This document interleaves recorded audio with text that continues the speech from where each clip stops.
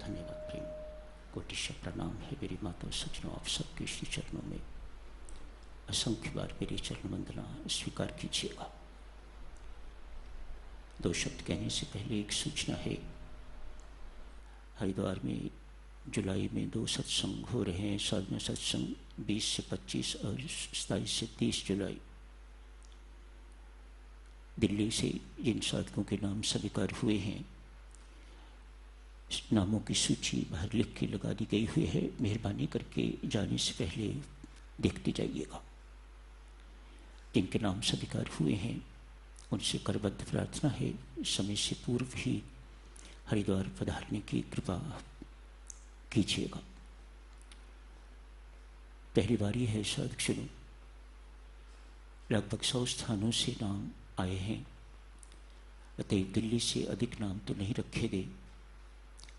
30 एक सत्संग में, 30 या 34 दूसरे सत्संग में। पुनः अर्ज करूँगा कि ऐसे साधक बहुत थे जिनके नाम रखे गए हैं, सभी तो नहीं रखे गए। जिन्होंने पिछले 10 साल 15 साल से दीक्षा ली हुई है, लेकिन अभी तक एक बार भी हरिद्वार में नहीं जा सके। कोशिश की गई है कि उन्हें प्राथमिकता दी जाए, प्रेफरेंस दी जाए। सो अधिक नाम उनके हैं, शेष नाम उनके हैं जो उनको राह दिखाएंगे। जिनके नाम स्वीकार नहीं हो सके उनसे मैं हाथ जोड़ के क्षमा मांगता हूँ, प्रार्थना करता हूँ, फिर कभी सेवा का अवसर दीजिएगा। धन्यवाद। सदाचार की चर्चा चल रही है साधकजनों। सदाचार अर्थात चरित्र, धर्माचरण की चर्चा चल रही है, सत्य पर आचरण की चर्चा चल रही है। संत महात्मा फरमाते हैं, पॉपुलर सेइंग भी है साधकजनों, health is lost, wealth is lost, nothing is lost. When character is lost, everything is lost. चरित्र बहुत बड़ा बल है, ईमानदारी बहुत बड़ा बल है। इसके बिना आप देवी हो, नर हो, नारी हो, आप आध्यात्मिक नहीं बन पाओगे। चैतन्य महाप्रभु ठोक बजा के कहते हैं, जो मर्जी कर लो, जितने जन्म मर्जी कर लो, जब तक जीवन में पवित्रता नहीं आएगी, चरित्रवान नहीं होवोगे, आप सदाचारी जब तक नहीं बनोगे, तब तक आध्यात्मिक नहीं बन पाओगे। अभाव आपको कहीं ना कहीं से चुभता रहेगा, कांटे की तरह रेगुलर पिन प्रिक्स देता रहेगा। बहुत बड़ा बल है सदाचरण में सच। ईमानदार चपरासी उससे जिनका चपरासी है वे भी घबराते हैं उसकी ईमानदारी के कारण। O Lord bless me with all your grace to lead a pure life. परमेश्वर मुझे सदाचारी जीवन बख्श। मेरे विचारों की पवित्रता, मेरे शब्दों की पवित्रता एवं मेरी करने की पवित्रता। Bless me with purity in thoughts, in words and deeds. ये परमेश्वर से साधकजनों आध्यात्मिक जीवन बिताना चाहते हो तो ये मांग जारी रखिएगा। कब व्यक्ति फिसल जाए कुछ नहीं कहा जा सकता, अतएव अपनी मांग जारी रखिएगा। Never be complacent. कभी ऐसा महसूस नहीं करना कि अब मैं बिल्कुल पवित्र हो गया हूं ना। हमेशा ऐसा ही मान के कि मेरे अंदर अभी भी किसी न किसी प्रकार की कमियां हैं, परमात्मा की कृपा मांगते रह कीजिएगा। बहुत बड़ी सिफारिश है साधकजनों, ये कुछ धारणाएं अफलेट कुछ बदली हैं। बेचारा ईमानदार आदमी पिसता हुआ दिखाई देता है। लेकिन ये सत्य नहीं है। वह संसार में पिस सकता है, परमात्मा के घर में नहीं पिस सकता। वह परमात्मा के घर में उसका बहुत सम्मान है। सत्य तो यह है मेरी माता और सज्जनों, ईमानदारी जो है बहुत बड़ा गुण है, बहुत बड़ा धर्म है, बहुत बड़ा बल है, अपने आप में बहुत बड़ी सिफारिश है। ये कहना कि हमारी कोई सिफारिश नहीं, इसलिए हमारा काम नहीं बना, औरों की सिफारिश थी, काम बन गया, दिखाई तो ये देता है, कोई शक नहीं इसमें, बिल्कुल ऐसा ही दिखाई देता है जैसी आप शिकायत करते हो, लेकिन ये सत्य नहीं है। काश आपके पास सदाचरण की सिफारिश होती तो आपको किसी दूसरे की सिफारिश की आवश्यकता नहीं। सीवी रमन बहुत बड़े वैज्ञानिक हुए हैं, हर कोई साइंटिस्ट उनके नाम से परिचित है। आज साधक अपनी प्रयोगशाला में, अपनी लेबोरेटरी में उन्हें एक यंग साइंटिस्ट की जरूरत है।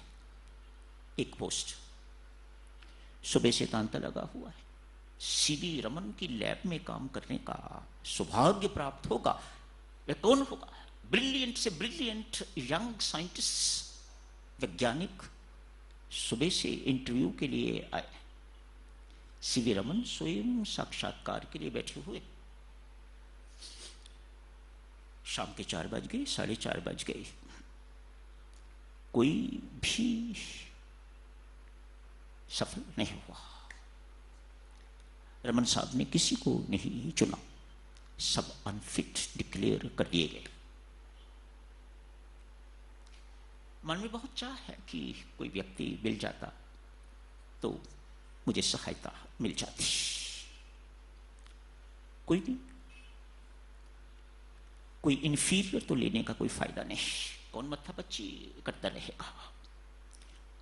अपनी मेहनत कम करने के लिए, अपनी सहायता के लिए ही तो मुझे सहायक चाहिए, और यदि मुझे ही उसकी सहायता करनी पड़ेगी तो मैं क्या करूंगा। क्या देखते हैं, अपने ऑफिस में बैठे हुए सब चले गए, जितने भी इंटरव्यू देने के लिए आए हुए थे एक एक करके सब को रिजेक्ट किया और चलते बने। एक युवक उनके ऑफिस के आगे, और मुख्य ऑफिस जहां मेन कार्यालय जिसे कहा जाता है, एक तो उनका अपना ऑफिस, एक जनरल ऑफिस, एडमिनिस्ट्रेटिव ब्लॉक कहिए, उसके आगे चक्कर लगा रहा है। रमन साहब ने पहले अंदर से देखा, फिर बाहर जाके देखा और उसे डांटा। जब तुम रिजेक्ट हो चुके हुए हो, मन में संदेह हुआ होगा, शायद मेरे तक किसी की सिफारिश पहुंचाना चाहता है। होता है, कोई वर्ड मेरी तरफ से रमन साहब तक पहुंचा दे तो शायद मेरा काम हो जाए। रमन साहब को इस बात का शक हुआ, अतः पूछा, मिस्टर, जब तुम रिजेक्ट कर दिए गए हो तो फिर मेरे ऑफिस के आगे या इस ऑफिस के आगे बार बार चक्कर लगाने से क्या मतलब? जो कहता है, सर माफ करें, मैं आपके उस क्लर्क को ढूंढ रहा हूं जिसने हमें आने जाने का फेयर दिया था यहां इंटरव्यू के लिए। गलती से उसने पैसे बहुत ज्यादा दे दिए हैं, मैं लौटाने के लिए उस क्लर्क को ढूंढ रहा हूं, मुझे आपसे कोई काम नहीं है। रमन साहब ने उस युवक की बात सुनी और कहा, young man, you are selected.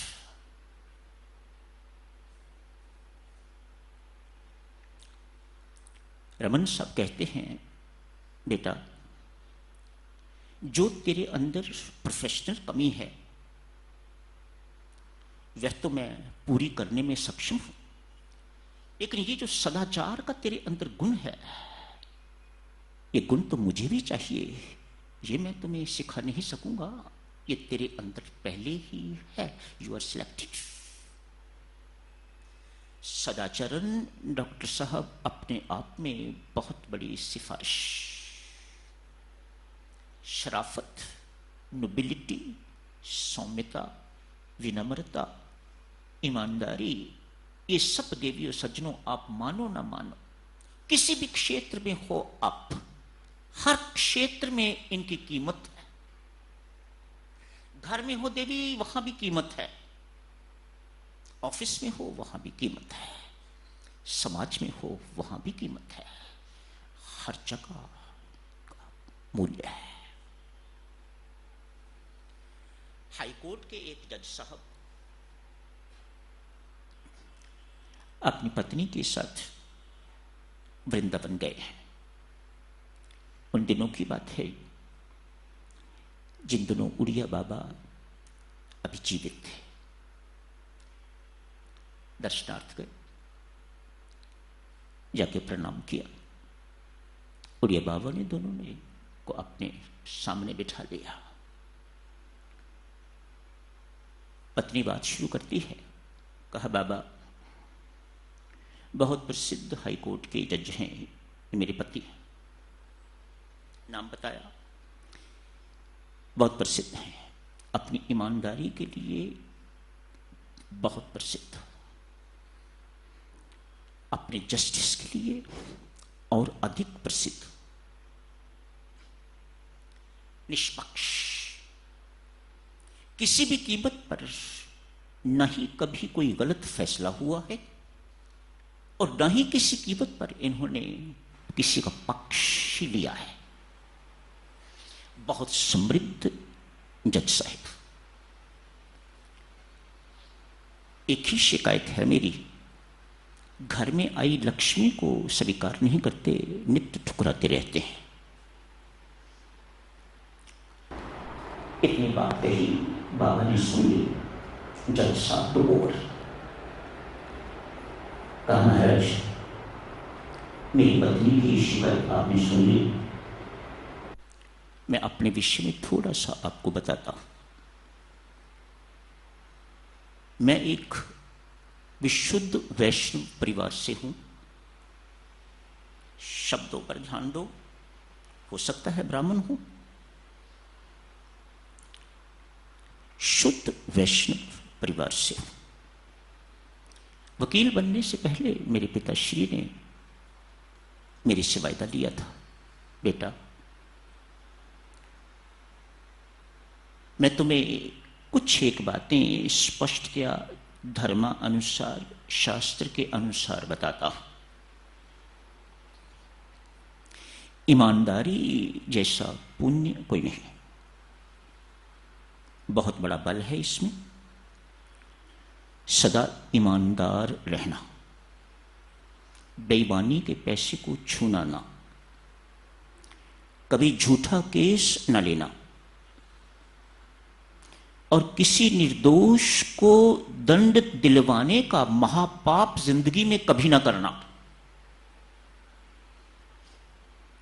ये 3-4 बातें पिता ने अपने पुत्र से कही हैं। धन्य है ऐसा बाप और धन्य है ऐसा पुत्र जो उनकी कही हुई वाणी को सत्य करेगा, अक्षरशः सत्य करेगा। जज साहब बाबा को बता रहे हैं, बाबा, मैंने इन सब बातों का जब तक वकील था पालन किया। कभी भी किसी प्रकार की कोताही नहीं हुई कहीं भी। जज बन गया। जज बनने के बाद परमेश्वर से रोज प्रार्थना करता हूं, अभी तक भी, परमात्मा देव, तूने जजमेंट की कुर्सी पर मुझे बिठाया हुआ है। किसी भी प्रकार से मेरे से कोई गलती न हो जिससे तुझे मेरे पाप का मुझे दंड देना पड़े। कितनी सुंदर प्रार्थना है। मैं जजमेंट की कुर्सी पर बैठा हुआ हूं, आपने बिठाया हुआ है मेरे राम। आप इससे निवेदन करता हूं, आप इससे प्रार्थना करता हूं, मेरी लाज रखना। इन हाथों से बहुत ताकत है इस कलम में। जो इसने लिख दिया, जो इसके मुख से निकल गया, वह उतना ही सत्य है जितने आपके मुख से निकली हुई बात। ये मैं परमात्मा से कहता, इन हाथों से कोई गलती ना हो, मानो तुम्हें मेरे किए हुए पाप की कभी सजा न देनी पड़े। सेठ धनी लोग मेरे पास आते हैं, आके मुझे पैसे देने की कोशिश करते हैं ताकि मैं फैसला उनके पक्ष में कर दूं। मैं अपने पिताजी को दिए हुए वायदे के अनुसार उस पैसे को छूता तक नहीं और उन्हें घर से बाहर निकाल देता हूं। मेरी पत्नी इसी को कहती है कि लक्ष्मी घर आई स्वीकार नहीं करते। मेरी पत्नी यही कहती है कि घर आई लक्ष्मी को ये ठुकरा देते हैं। बाबा ने सारी बात सुन के कहा, धन्य हो जज साहब, शाबाश, बहुत बड़ी उपलब्धि है आपके जीवन की।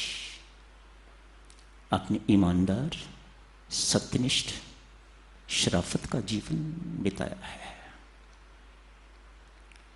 पत्नी की ओर इशारा करके कहते हैं, बीबी